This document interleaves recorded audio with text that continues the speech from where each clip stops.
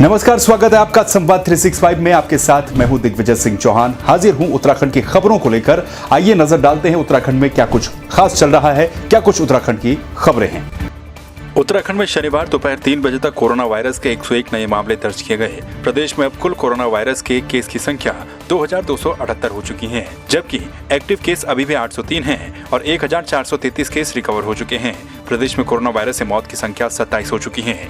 शनिवार को जारी की गई रिपोर्ट के मुताबिक देहरादून में 33 नए मामले दर्ज किए गए, जबकि टिहरी गढ़वाल में 24 और उधम सिंह नगर उत्तरकाशी में 12 नए मामले दर्ज किए गए। मुख्यमंत्री त्रिवेंद्र सिंह रावत ने अंतर्राष्ट्रीय योग दिवस से पहले प्रदेशवासियों को योग दिवस की शुभकामनाएं दी। मुख्यमंत्री ने कहा कि योग करने से रोग प्रतिरोधक क्षमता मजबूत होती है। योग दिवस पर सीएम त्रिवेंद्र सिंह रावत ने सभी से 1 घंटा योग करने का संकल्प लेने की अपील भी की। विश्व योग दिवस पर आप सबको बहुत बहुत शुभकामनाएं। इस बार का योग विशेष परिस्थितियों में हम लोग कर रहे हैं। विगत वर्षों में जहां हम सार्वजनिक रूप से और लाखों की संख्या में लोग एकत्रित होकर के एक साथ योगाभ्यास करते थे, इस वर्ष कोविड-19 की वजह से माननीय प्रधानमंत्री जी ने सभी देशवासियों से अनुरोध किया है कि हम सब लोग अपने घरों में योग करें। कोविड-19 महामारी के लिए हमारी इम्यूनिटी मजबूत होना बहुत ज़रूरी है और योग के द्वारा हम अपनी इम्यूनिटी को यानी कि अपने रोग प्रतिरोधक क्षमता को बढ़ा सकते हैं। आज इस अवसर पर मैं आप सब उत्तराखंड वासियों से अनुरोध करता हूं कि हम सभी विश्व योग दिवस के अवसर पर 1 घंटा अवश्य योग अभ्यास करें, स्वयं भी निरोग रहें, स्वयं की भी प्रतिरोधक क्षमता बढ़ाएं और औरों को भी इसके लिए प्रोत्साहित करें। जय हिंद। गलवान घाटी में चीन की कायराना हरकत पर चमोली जिले के मुख्यालय गोपेश्वर में चीनी राष्ट्रपति का पुतला फूका गया। साथ ही चीन के सामान को जलाकर विरोध प्रदर्शन भी किया गया। इस दौरान पूर्व डिप्टी स्पीकर अनुसुईया प्रसाद मैखुरी ने कहा कि देश एक है और चीन के द्वारा की गई इस हरकत को माफ नहीं करेंगे। देश इस घड़ी में जो है देश के साथ है और सरकार के साथ है, लेकिन जैसे आपने बताया ये सीमांत जिला है और तिब्बत से जुड़ा हुआ है वो है, और तिब्बत जैसे सबको पता है कि जो है चीन ने अपने अंदर में किया था, इसलिए पूरे चमोली जिले के कांग्रेस जनों के अंदर विरोध है। और हम चाहते हैं कि जो हमारा जो प्रधानमंत्री है और रक्षा मंत्री इस पर कुछ नहीं बोल रहे, हम चाहते हैं रक्षा मंत्री इसमें तत्काल कार्रवाई करे। पूर्व अध्यक्ष भारतीय राष्ट्रीय कांग्रेस के पूर्व अध्यक्ष राहुल गांधी के जन्मदिन के शुभ अवसर पर हम लोगों ने चाइना का विरोध किया है, वो इसको लेकर के कि जो हमारे सैनिक हैं 20 जवान जो हमारे बॉर्डर पे जिन्होंने शहादत दी है, उसको लेकर के हमने विरोध दर्ज किया है।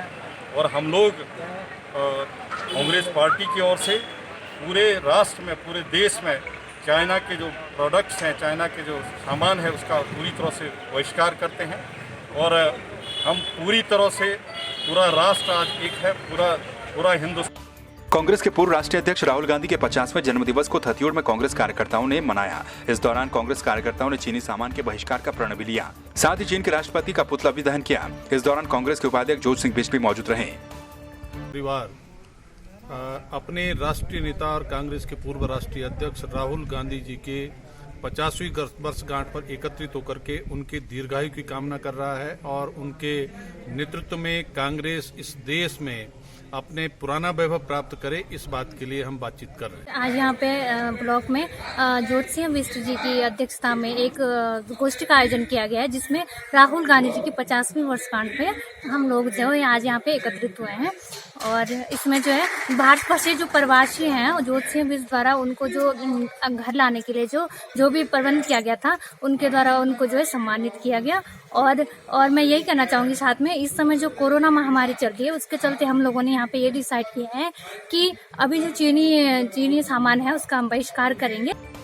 भारत चीन विवाद को लेकर व्यापार मंडल थथियोड़ ने चीनी राष्ट्रपति का पुतला फूका और चीनी सामान का बहिष्कार किया। व्यापार मंडल के अध्यक्ष दीपक सजवान के नेतृत्व में व्यापारियों ने पूरे बाजार में चीन सरकार के खिलाफ नारेबाजी करते हुए हर दुकान में चीन के सामान के बहिष्कार को लेकर पोस्टर भी बांटे।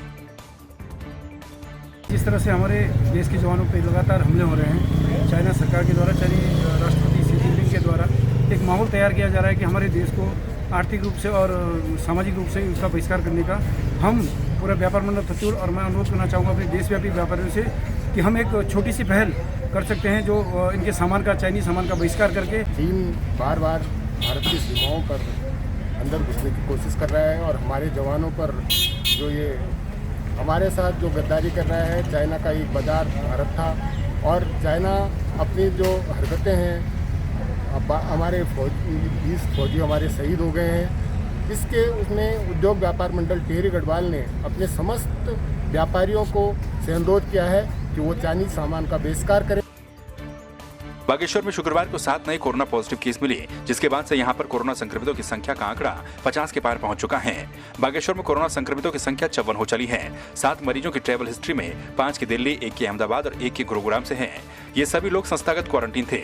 सभी को कोविड अस्पताल में भर्ती करवाया गया है। वहीं अभी तक 40 मरीज ठीक भी हो चुके हैं। पौड़ी गढ़वाल के यमकेश्वर विधानसभा क्षेत्र के अंतर्गत द्वारिखाल ब्लॉक के 2 गांवों में कोरोना संक्रमण के मामले मिलने के बाद प्रशासन ने दोनों गांवों को सील कर दिया है। साथ ही 9 लोगों को आइसोलेशन सेंटर में भेजा गया है। बीती 14 जून को दिल्ली से एक महिला और उसकी पुत्री आई थी। दोनों को होम क्वारंटीन किया गया था। साथ ही उनका सैंपल भी भेजा गया था, जिसके बाद उनकी रिपोर्ट पॉजिटिव आई है। इसके बाद उनके संपर्क में आने वाले 4 लोगों को लक्ष्मण झूला के परमार्थ निकेतन में आइसोलेट किया गया है। वैसे हमारी ग्राम सभा में समस्याएं तो काफ़ी हैं, लेकिन जो क्वारंटीन में हैं उन लोगों को कोई ख़ास सुविधा नहीं मिल रही है।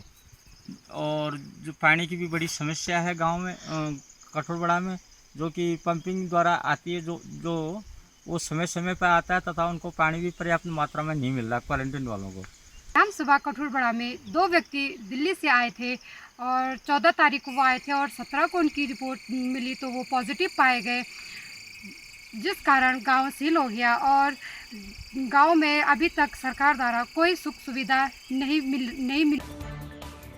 टिहरी जिले के नगरपालिका चंबा में प्रत्येक शनिवार को बाजार बंद रहेगा। व्यापार मंडल ने ये जानकारी दी है। पहले बाजार शुक्रवार को बंद होता था। बाजार में कुछ दुकानें जिसमें ज्वेलर्स आदि खुले रहे। व्यापार मंडल अध्यक्ष चंबा दरमियान सजवाण ने कहा कि पहले चंबा में प्रत्येक शुक्रवार को साप्ताहिक बंद रहता था और अब शनिवार को बाजार बंद रहेगा। व्यापार मंडल ने इसके लिए प्रस्ताव पारित किया है। व्यापारी की सोच थी कि शनिवार को पूरा मार्केट बंद हो, क्योंकि शुक्रवार को बैंक खुले रहते थे, शनिवार को बैंक बंद रहते हैं। अधिकतर हमने जनहित में देखते हुए सभी व्यापारियों ने तय किया और कार्यकारिणी ने निर्णय लिया कि शनिवार को बंद किया जाए। और आज उसकी हमने समीक्षा की पूरे मार्केट में, जो कि पूरा मार्केट आज बंद है। तो आपने देखा उत्तराखंड में क्या कुछ खास चल रहा है, क्या कुछ उत्तराखंड की खबरें रही। एक बार फिर से आपके सामने हाजिर होंगे उत्तराखंड की कुछ और खबरों के साथ। तब तक के लिए आप बने रहिए संवाद 365 के साथ। नमस्कार।